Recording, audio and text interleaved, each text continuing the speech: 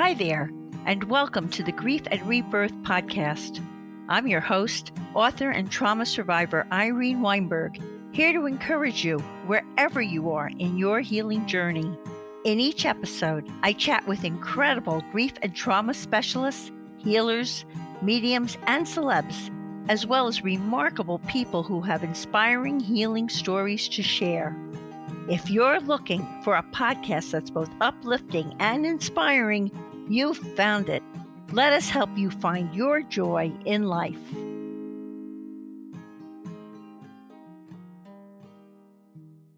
Hi, everyone. I hope this finds each of you so very well. I'm speaking to you from my studio in West Orange, New Jersey, and I am absolutely delighted to have this opportunity to interview Aly Bird, who is a coach, an author, a therapist in training, and a widow.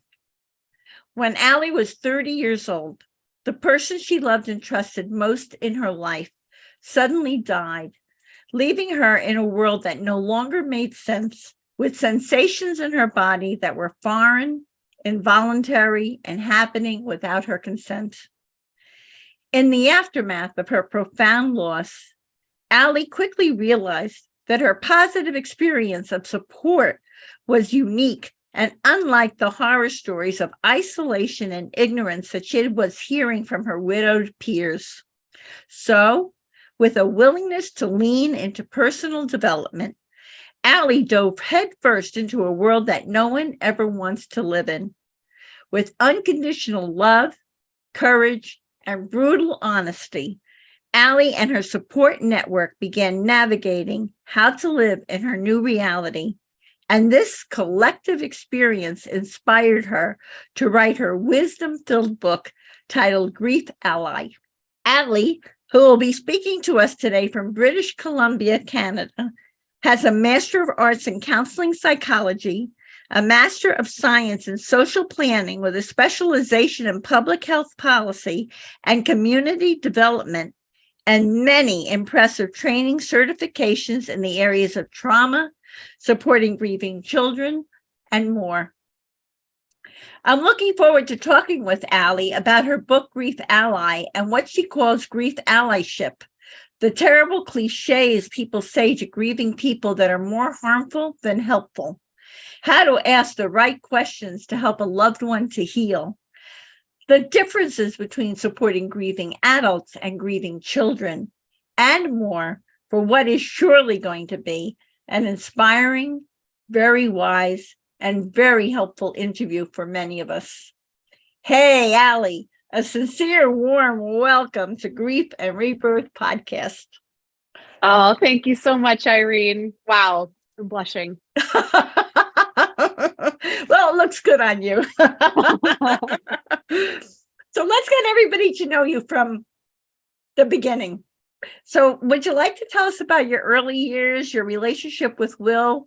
And so sorry about how he died, what that was like for you. I mean, you're only 30 years old. Yeah, I'm 34 now. But yeah, I have lived a lot of life in my goodness. 34 years. So growing up as a kid, I was a super creative kiddo, very into theater arts, and I was a figure skater and did drama and vocal music and all this stuff.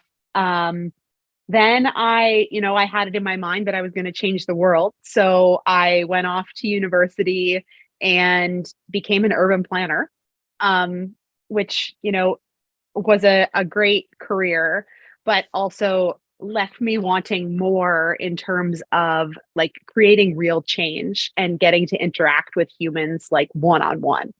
And that's how I ended up being a coach.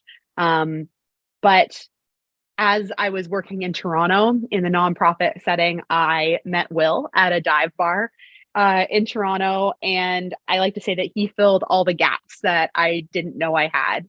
And we had this beautiful, adventurous relationship based in BC. And we climbed mountains and we skied and we rock climbed and mountain biked. And sounds very romantic. Also, like every outdoor little mishap we had really strengthened our relationship. And unfortunately, it was a hiking accident that killed Will. And it's been an interesting journey in terms of, it was romantic between the two of us, but I can romanticize how I have become the person I am today because of my experience of loss. Were you hiking with him when he had the accident? No, I wasn't. Which is strange because we usually did most of our hiking together, but he was with a friend, not me. Yeah, and it has been a wild ride of getting to know who I am in the world without Will physically present next to me, and doing that in a way where I, have had to empower myself to get what I need and to be the person I need to become to live with the legacy of Will's loss and Will's life, and be able to carry that forward. I can so relate. It sounds a little bit Yes. like what I have with Saul. So I can so relate. I mean, it's so you lose the love of your life, but they're still with you, and you're carrying on. And Yeah. wow. I'm really sorry for your loss. That must have been horrible when you got that phone call. Oh my God. No. And I can also relate to how the struggle of being alone, because one of my big challenges when Saul died was to learn how to be alone. I had a life transition coach, and she'd give me assignments, do this by yourself. I don't wanna. Yeah. Got to. Yeah, people don't tell you about the loneliness that happens. They expect, like, you get the narrative of like you're going to be sad, you're going to hurt, all this, but they don't tell you how much of an ache There exists is. in you. Yeah, Yeah. unbelievable. So you were at a party about 3 months after Will transitioned, and that party inspired you to write your book, Grief Ally, helping people you love cope with death, loss, and grief. And I have to say to everybody, I read it, and it's a wonderful book. And I suggest that you'd like it very much and be very helpful to you. So would you tell us about that special story, Aly? Yeah. So at the 3-month mark after Will died, I was just starting to be like, hey, I can leave the house. But I could also feel the kind of care and support and attention that I was receiving was starting to kind of dissipate. And the thing I really found so much comfort in after Will's death was that people were willing to talk about him. And that brought me so much comfort. And as things started to dissipate, they stopped talking about him. So I put a story up on Facebook saying that, I am not okay. I'm not going to be okay for a very long time. But if you do have any stories of Will, if you're ever wanting to talk about him, I would love if you chose me to have those conversations with and to share stories with. So I ended up at a party with people who knew both of us. And as I was leaving, I was waiting for 2 friends to walk home with, and I stepped outside, and there were 2 young guys standing in the dark. And I had had just enough to drink to say that, as we were all standing there, I'm like, oh, well, this is a bit awkward. And then one of them, this young man who about 23 years old, actually said, like, actually, can we go inside and have a quick chat? I was like, yeah, absolutely. And it was at his house. So we stepped into his bedroom, and he was like, so I saw your post on Facebook. And I was like, oh, okay. And he was like, when I first read it, I thought it was a cry for help. And I was like, okay, I expected people to interpret it that way. And he's like, but then I read it again, and actually, like, I really appreciated it. And I'm like, oh, like, tell me more. And he said, I think about Will every day. I think about him all the time. And it actually, like, brings me a lot of comfort to know that you do too. And so we sat there on his bed for like another 30 minutes, and he shared photos that I hadn't seen of Will. He shared a video that I hadn't seen, and we laughed and we cried. And it was so light walking home, because when you share stories like that, like, it takes a weight off your shoulders. Like, you're not carrying this person alone through life. You're all carrying it together. And I really wanted that experience for everyone who is bereaved. I think it's a lot to ask one person to carry the legacy of someone. But when we all carry it together and people are allowed to talk about their beloveds who aren't physically present anymore, that they still get to live, big social active lives without having to like hide the parts that are a little more tender in places where, they exclusively feel safe. And that's, the story that inspired and me to write Grief Ally. and you're also giving people permission not to clam up and to share. Yeah. I'm that way about Saul too. I mean, like I have had other people in my life and all, but he's not, I talk about him and I laugh about him, and there are certain traits that I now have that I think, are pieces of him, and it's wonderful. And that's so inspiring, Irene, because before we hopped on this recording, we were talking about our age difference, but the reality of losing Will at 30 means that I have so much life to live before I die, likely. Right. And the thought of having to carry Will's memory with me for that long by myself is so heavy. And it's unfair. Yeah, exactly. The way I want to exist in the world is with Will being an active part. Like, he was this big, loud, like exciting person to be around. Like, I want that to exist in every room. And that can be inside of you too, because I feel my husband Saul was like hilarious. He had this amazing sense of humor. Everybody just loved his sense of humor. And people now tell me they think I'm pretty funny. And I really think there's a piece I was his best fan. I love to laugh. Yeah. But there's this little piece of me now. Every once in a while, something comes out of me and go, oh, thanks, Saul. I do that too. I land some pretty good jokes and I'm like, oh yeah, Will. Yeah. Like, yeah. Right? You would love that. Yeah. Right. He's laughing with you. So there's another story you have that's not such a positive story. And that's a story about a workshop instructor and how that experience convinced you that our culture needs to shift the way we support people who are grieving, which basically inspired your book, I think. Yes. Right? Yeah. So tell us that one.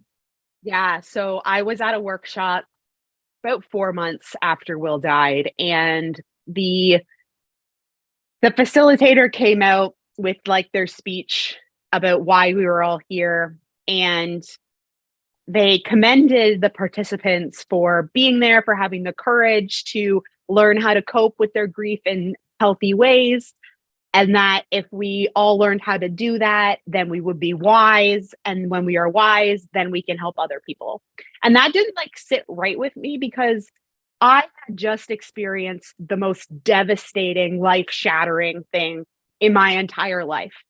And the concept of like the only reason that I should survive is that so I can help other people just didn't sit right, given that there are so many people who were around me who had agency, who weren't living with like the pain and suffering that I was living with.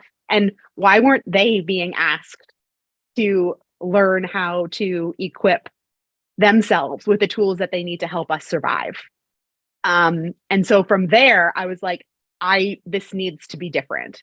I don't want to live in a world where it is only the people who know grief and loss so intimately that they have to do the work to create space and safe spaces for more people as they kind of cross that line.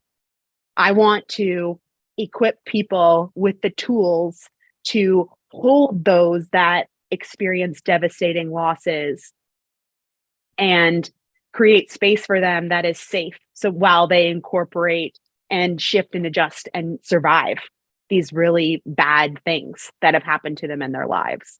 And that's why you want to hold them and cushion them. You want people I want to hold them, and cushion them, like you nurture them, but not in a suffocating way, in a really positive way, right? Yeah. And it just seemed to me that it was only the work that the workshop facilitator was asking us to do was only perpetuating this narrative of how grief is treated in our culture. and that it should be, kept behind closed doors. Don't make anybody else uncomfortable with your grief or your stories of loss. Figure out how to deal with it yourself so we can all keep carrying on. And that's not the world that I want to live in. I want to live in a world where my grief gets to live alongside all the other big things that are happening in my life, whether they are good or bad. But the world isn't safe enough yet. People are so grief illiterate, so death adverse, that they don't have the tools and the capacity to hold us when we are suffering some of life's greatest losses.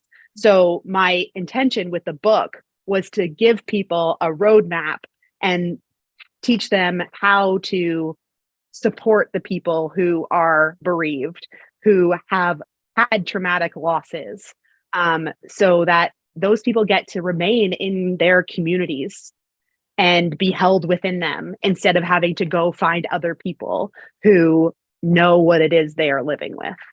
I think it's brilliant. And to tell you the truth, I think some people are so afraid to talk about it because if you've had a loss, they're afraid to look at their own mortality also. So it makes them very uncomfortable. And a book like yours gives them permission to know how to approach someone who's grieving and not personalize it and be afraid of it from their own fears. Yeah, because I honestly believe that people want to be there for their people who are suffering, but there is just this fear that they're going to make mistakes or they're going to make it worse. And my intention with the book is to kind of relieve them of some of that anxiety, so that they can stay close. They don't lean back. That's great. I would think your book would be a wonderful gift for people surrounding someone who's had a big loss. Mothers, fathers, cousins, friends, whatever. So now how do you advise people to show up for a grieving friend or relative after a loss through what you call grief allyship? What is your advice to them? All right, someone's had this devastating loss and they don't know what to do. Yeah. So at a greater themes, I want you to show up with unconditional love, respect for how someone grieves in their own unique way, and empowerment, empowering them to ask for what it is they need and to have those needs met.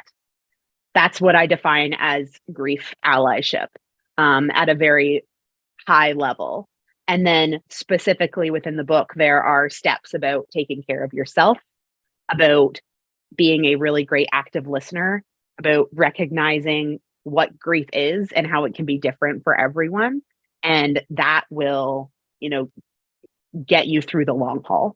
So they don't have to be a grief expert to be a grief ally. They just need to know how to respond. And what do you advise them? Because they're walking into an environment where the person's grieving and there's all kinds of issues going on all over the place. So they're walking into an environment that's become unpredictable. It's constantly changing. You've got a very upset friend over there. So what do you advise them about creating stability or being stable while the tornadoes are, popping up all around them? Yeah, my best advice in that situation is self-care. So my definition of self-care is 3 things. The first is being self-aware. So just recognizing when you are feeling out of alignment, feeling a little bit uncomfortable, and being able to name that. So like maybe I'm feeling angry. And then once you have the name for what it is that's going on, usually it's an unmet need. So I advocate for, once you have the name of it, so I feel blank means I need blank. So I am angry, I need to yell. And then the next step would be to yell, to express that need, what your body wants it to do. And then the third thing is for the care. This is for the person who's attending to the person. For a caregiver, yes. So your person is having all of this stuff going on, and if you need to yell or carry on, go for it. Yeah, I mean, use some tact. Maybe don't do it right there in the room with them. Maybe put it in your pocket, and when you get out into your car, like hold the steering wheel and just let out a good primal roar. But that is so much better than just kind of swallow it and be stoic through these situations. Being unmoved in situations like these, like you're not helping anyone. Like you are going to be affected, and it is okay to feel things because of this loss in your community. Have compassion for yourself.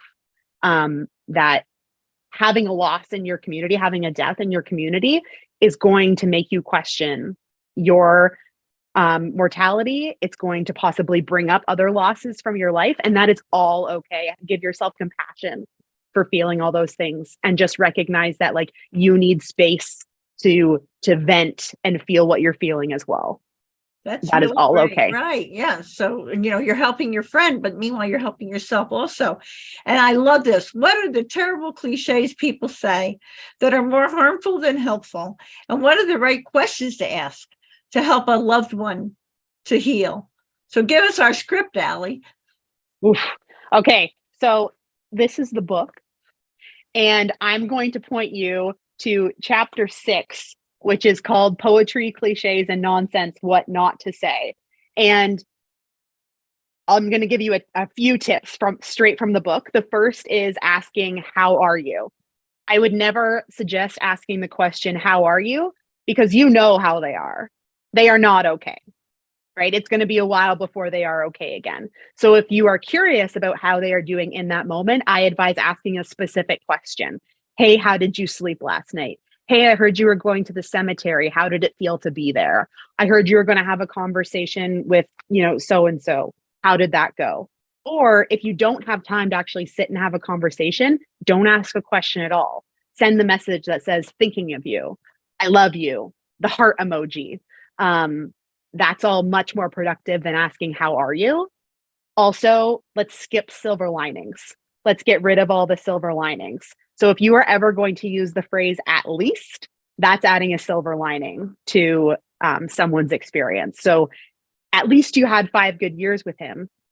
Megan Devine does beautiful work, and she says in every time you use at least, there is a ghost sentence. There's half of the sentence that you are not saying, and it's saying, so stop feeling so bad. Well, it's like if someone loses a child and they go, at least you have 2 other kids. So stop feeling so bad. Right. How would it feel that, like, that's a horrible thing to say to someone, but we don't say that second ghost sentence, right? But like, it is so harmful. It's asking someone not to be in the state that they are in. And the best thing that you can do to support someone who is grieving is to give them the space to just feel what it is they're feeling, or to do what it is they are doing to cope. And that's about respecting their experience, and asking them to be in a different way says more about you not being uncomfortable with their current state than their state at all. Right. Because it's really not about you. It's really about them. Not about you at all. Right. And what is the difference between being a superhuman and a superhero? And how can a person discern when superhero mode is helpful and when it's not? So you're talking about 2 different personas of people who are coming to help, right? Yes. So, especially if the death was like unexpected, out of order, everybody likes to rush in like a superhero, right? We all have that fight or flight response in our bodies, and that's what's triggering that like immediacy to like, I need to get there, I need to rescue them. Reality is, grief doesn't get fixed.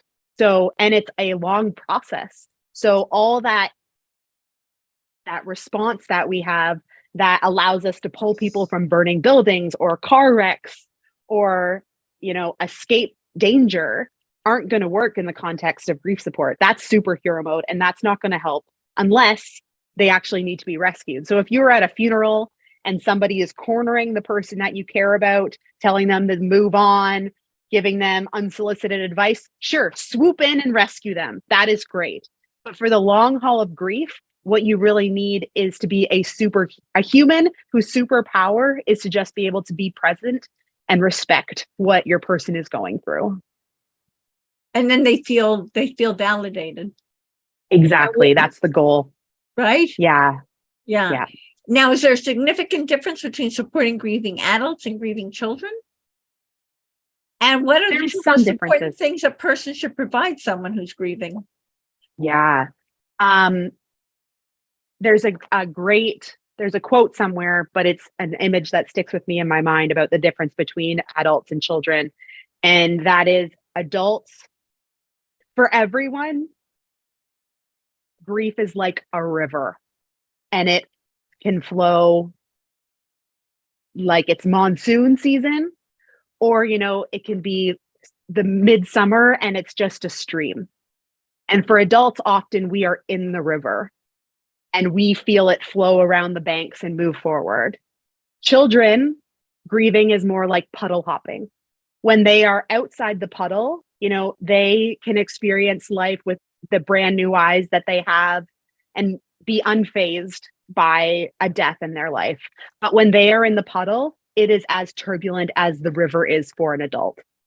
And that's kind of the difference. And in terms of supporting a child, I think the most important thing you can do is just to have open lines of communication, giving them the opportunity to talk about their loss if they want to talk about their loss, answering questions when they have them, and just making sure that there is a trusted adult in their life who can answer those questions. Now, what if the kid is clamming up and they don't want to talk about it?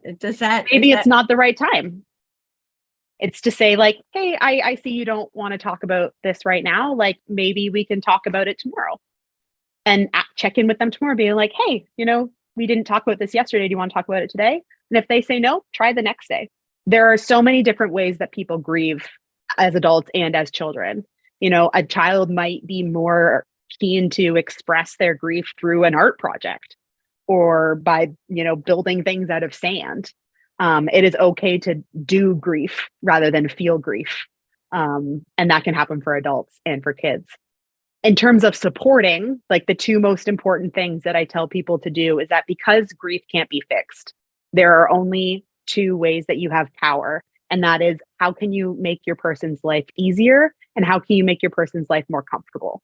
So comfort and ease are those two things that I say to keep in the back of your mind when you're showing up to someone, for someone that you love who is grieving. Do you ascribe to the a lot of people will bring casseroles and dinners and food, which is lovely, and then they're out of your life forever, but right? Yeah, honestly, like the working title before this book was called Grief Ally was called More Than Lasagna. But it's true. Like the narrative that gets put out there is, bring food, send a card, tell a joke, go to the funeral, and then you're done. When in reality, like if you really love a person, if they are an intimate part of your life already, like food will get you in the door, but then what are you going to say when you get inside? And that's why I wrote the book. And if you follow the steps in the book, you're going to be in good shape for the long haul.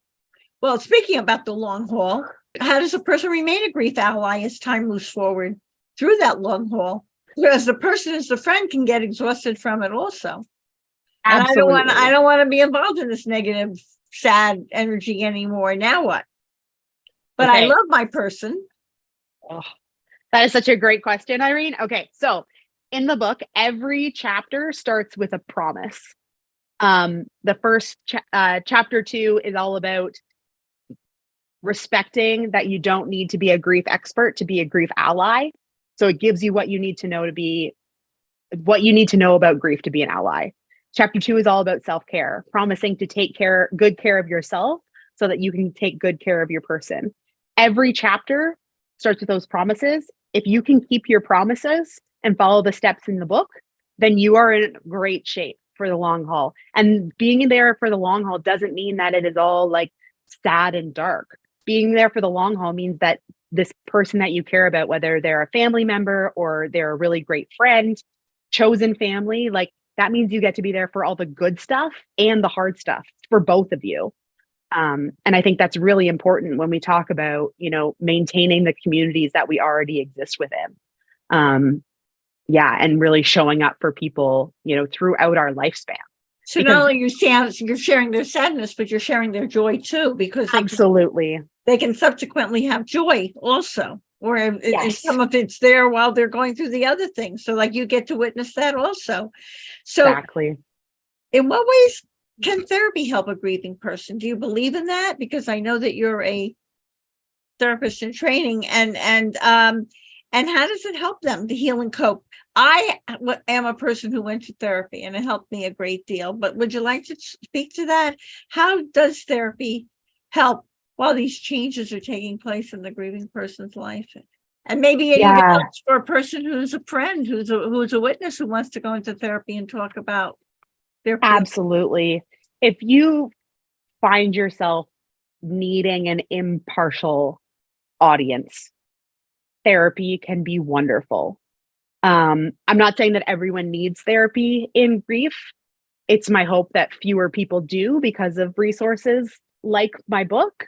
But therapy can be a really wonderful way to have a mirror held up and say, oh, this is why things aren't working. This is maybe these are things, this is a bigger reason why I am feeling something. Grief can bring up so much, from childhood trauma to, our attachment styles to, guilt or shame that we're holding on to.